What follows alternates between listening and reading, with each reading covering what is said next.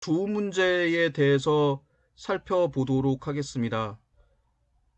사실 2019년도에 있었던 그 시험 문제는 앞에서 제가 설명했던 제오기의 가경법이나 유한의 소금 판매 정책, 균수 상평법 같은 거는 개설서에서도 충분히 다루지 않고 시험 문제에 굳이 출제될 수 있지도 않다라고 생각을 했는데, 굳이 이 부분과 좋은 문제를 학생들한테 강의했던 이유는 당나라에 대한 잘못된 환상 때문입니다. 당나라 되게 일본 학계의 영향을 받아서 세계 제국, 부강한 나라, 영토가 상당히 넓었고 뭐가 있는 것처럼 보이는데, 사실 안을 보면은 이 국가가 화려해 보이지만 이 국가를 운영하는데 재정 문제나 이런 게 엄청나게 힘이 들었다, 겨우겨우 꾸역꾸역 버텨나갔던 국가였다라고 하는 것을 설명하기 위해서 이런 것들을 설명했어요. 그런데 운이 좋게 시험 문제 나왔고, 제 강의를 들었던 학생들 최소한 3명이 저 때문에 시험에 붙게 됐다고 감사의 전화와 문자를 보냈는데 참 뿌듯하더라고요.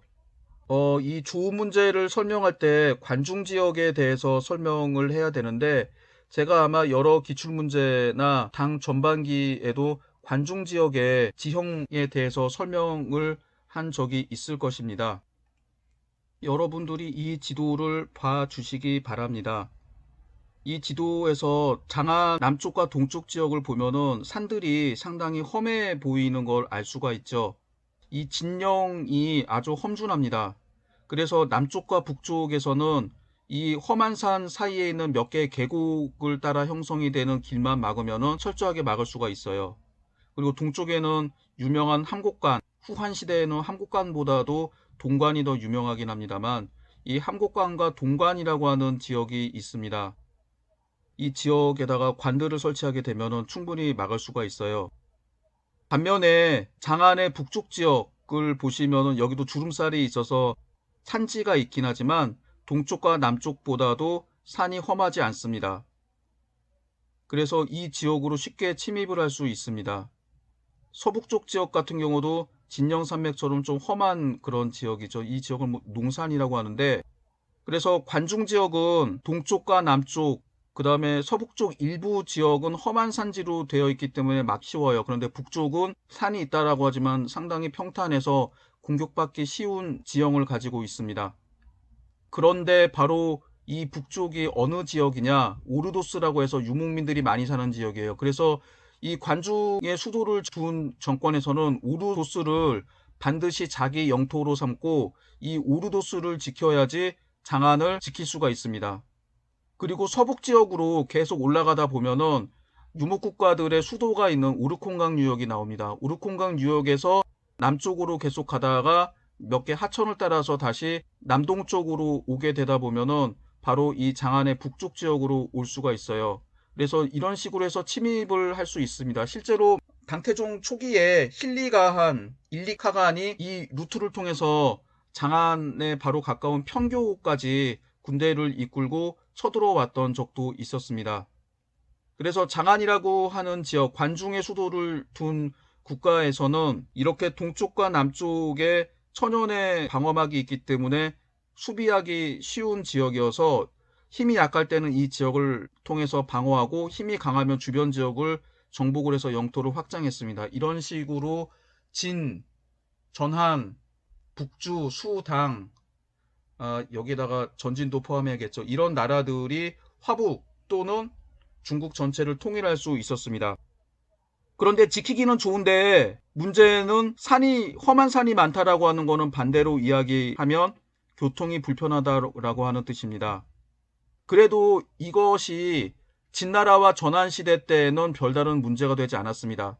그때에는 관중 지역에서 생산하는 물자만 가지고 최소한 중앙정부에서 할 수 있는 지출, 황제의 개인적인 비용, 관리들 봉급과 관청 유지 비용, 군사 주둔 비용 등등을 감당을 할 수가 있었어요.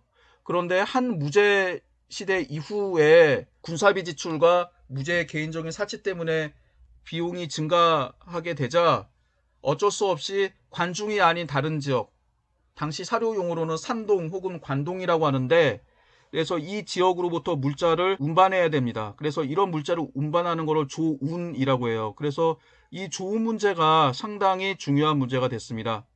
그래서 수양제가 대규모 토목공사 사업을 벌여서 대운하를 만든 이유, 특히 통제거, 황하와 해수, 장강, 전단강을 연결하는 통제거, 강남하, 한구 등등 이런 것들을 만들었던 가장 중요한 이유도 이 지역에 있는 물자를 운송하기 위한 거죠. 그래서 물자를 각 지역에서 거둔 세금을 대운하와 여러 가지 육로를 통해서 운반해야 되는데, 이 물자를 운반하기 위한 중간 기착지로 낙양을 정하게 되고, 낙양을 제2수도 즉 동도로 삼아서 낙양과 그 주변에 대규모 식량 보관 창고를 만들게 됩니다. 여기까지는 다 할 수 있어요. 근데 이 지도를 보시면 아시겠지만 낙양에서 장안까지 식량을 운반하는 게 무척 어려운 일이었습니다. 육로로 가면은 당연히 어렵고, 물론 여기도 황하가 있고 황하의 지류 중에 하나가 위수인데 위수가 장안 북쪽에 있습니다. 그럼 위수로 가면 되지 않나요? 라고 할 텐데, 예, 되기는 될지는 모르겠는데, 문제는 지금은 산문엽시라고 하는 지역이 지주라고 해가지고 지주지엄이라고 해서 배가 더 이상 상류로 움직일 수 없을 정도로 물살이 험한 지역이었습니다. 거기다가 위수가 지난번에도 설명을 잠깐 했었는데, 이미 북이시대 때부터 물이 말라서 덕분에 뭐 다리를 쉽게 놓을 수 있었다라고 하는데, 물이 부족하다 보니 배를 띄우기가 어려운 상황이었죠. 그래서 이 문제를 해결하기 위해서 장안 주변에 광통거라고 하는 운하를 파게 됩니다. 어쨌든 간에 수나라 시대 때에도 이런 식량 부족 문제가 심각해서 이 문제를 해결하기 위해서 운하를 만들고 여러 가지 방법을 취하게 되는데, 이건 당나라 시대도 마찬가지입니다. 그래서 이 조운의 문제가 상당히 중요한 문제여서 축량천자라고 하는 단어가 등장하게 됩니다. 양식을 쫓아 다니는 천자라고 하는 뜻인데, 사료를 보게 되면은 수나라와 당나라 시대 때 관중 지역에 기근이 되면은 황제가 관리들과 좀 심한 경우에는 백성들을 데리고 낙양으로 옮깁니다.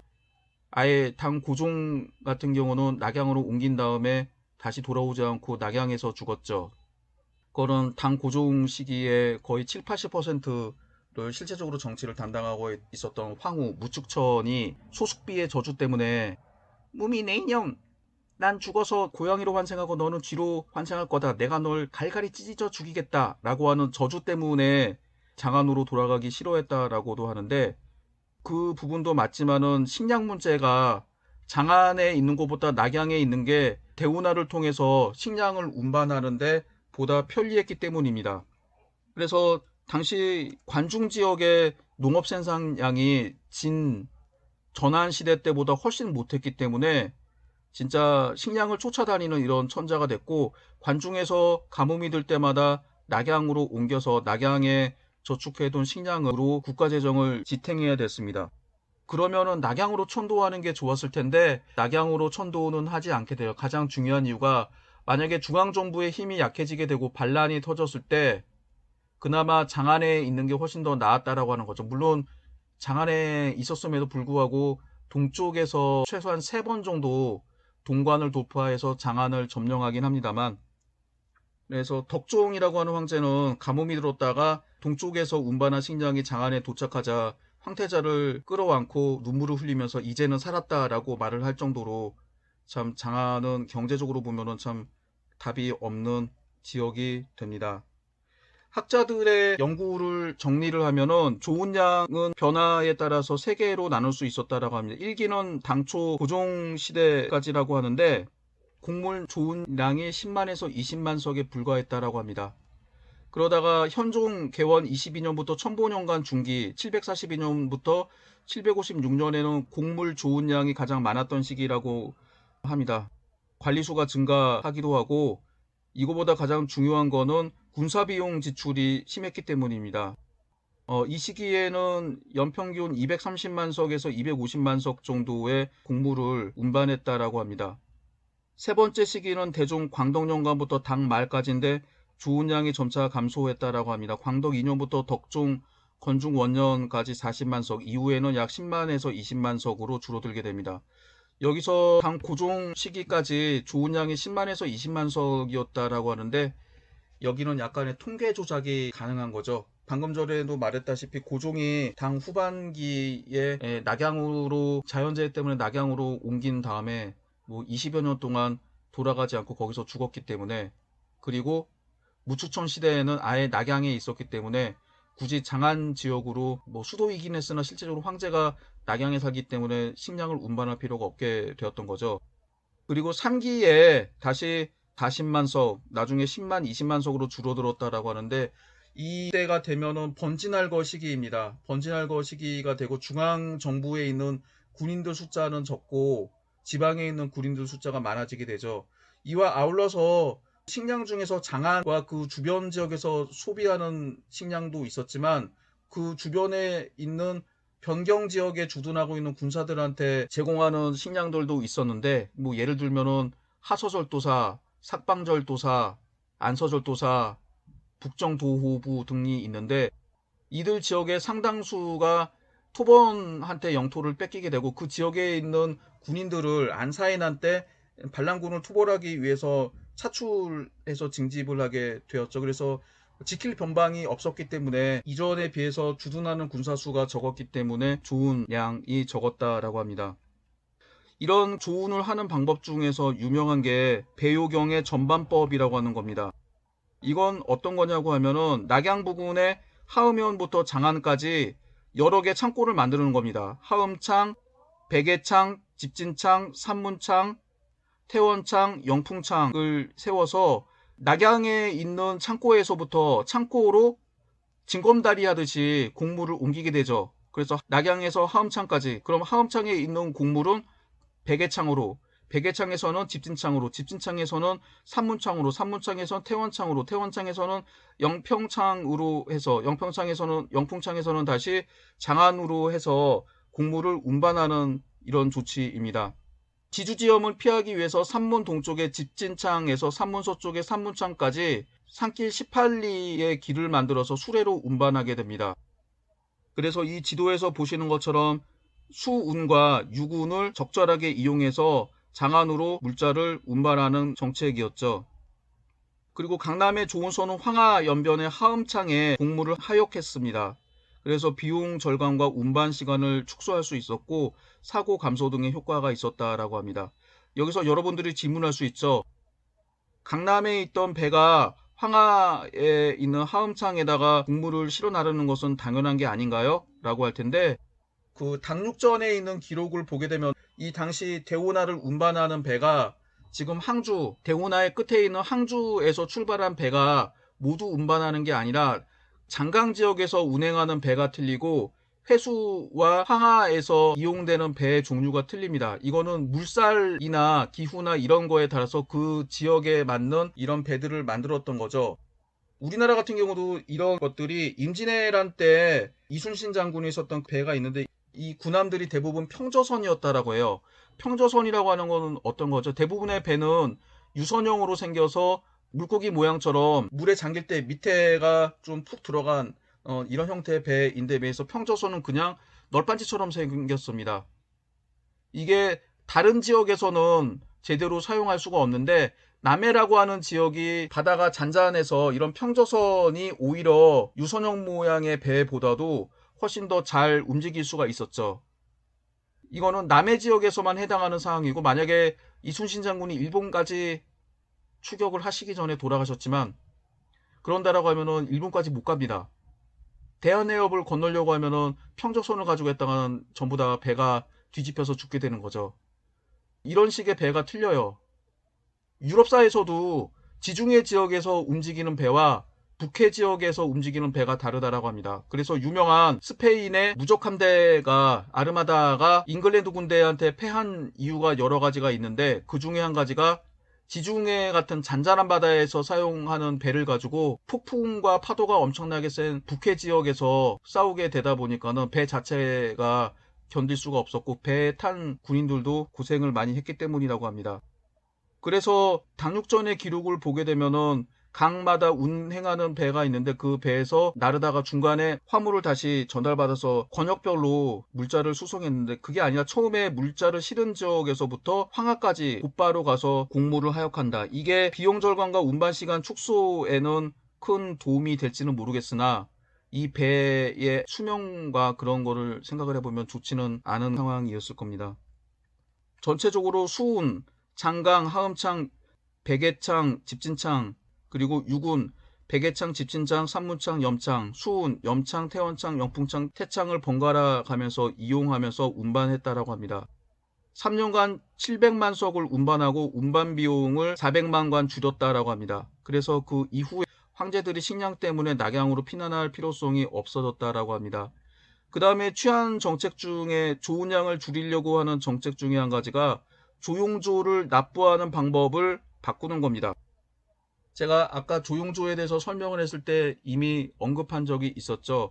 이 조용조라고 하는 세금을 원칙대로 앞에 나오는 조자는 토지세로 공물을 걷고 뒤에 나오는 조는 특산물로 주로 비단, 마포 혹은 기타 특산물로 내게 해야 되는데, 원칙적으로는 그렇게 해야죠.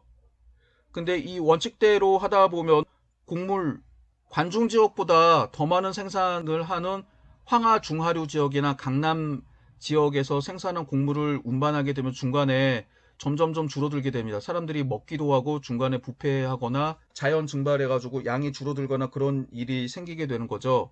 그래서 하는 방법이 뭐냐? 수도인 장안과 가까운 지역에서는 특산물 납부하는 이 조를 곡물로 내게 합니다. 그리고 강남 지역은 곡물로 납부해야 되는 거를 비단이나 포 혹은 다른 물자로, 식량이 아닌 다른 물자로 바꿔서 내게 하는 거죠. 그렇게 되면은 관중 지역에 있는 백성들로부터 거둘 수 있는 곡물이 2배가 되는 거죠. 그리고 어차피 생산량은 많으나 중간에 이런저런 이유 때문에 없어지게 되는 강남 지역에 있는 물자를 비단이나 마포, 동전 등등 다른 물자로 거두게 되면 국가 입장에서도 보면은 세금의 관리와 보관이 편리해지게 돼요. 그래서 이런 정책을 취하게 됩니다. 또 이어서 화적이라고 하는 방법을 동원하게 되는데, 화적이라고 하는 거는 뭐냐? 정부에서 돈이나 비단을 주고 민간에서 곡물을 구매하는 것을 화적이라고 합니다. 이 화적이라고 하는 거는 이미 부기시대 때부터 존재했었고, 화적이라는 표현은 쓰지는 않지만 그 이전에 한나라 시대 때도 이런 정책을 취한 적이 있었습니다. 제가 대학교 석사 과정 때 이 문제를 가지고 선제 시대 때 곡물 구매에 대해서 글을 쓴 적이 있는데, 이런 화적은 주로 군대에서 많이 하게 돼요. 군대는 식량을 자급자족할 수가 없죠. 그래서 중앙정부나 다른 지역으로부터 군인들이 먹을 수 있는 식량을 운반을 해야 되는데, 그게 불가능하게 되면은 정부로부터 식량이 아닌 비단이나 돈, 이런 곡물과 맞바꿀 수 있는 물건을 받습니다. 그래서 이 물건을 가지고 현지에서 식량을 구매하는 방법이죠. 당나라의 경우 서역이라든지, 당나라가 중앙아시아에 있었던 안서도부, 나중에 안서절도사로 바뀌게 되죠. 아니면 북정절도사 지역이라든지 이런 지역에 주둔하는 군인들 같은 경우 물자 운송이 상당히 어려웠기 때문에 이 화적이라고 하는 방법을 통해서 식량을 조달합니다. 그래서 상인들한테 곡물을 사는 거죠. 그럼 상인들은 사천 지역이나 다른 지역에서 곡물을 자기가 사서 군대에 납품하는 방법입니다.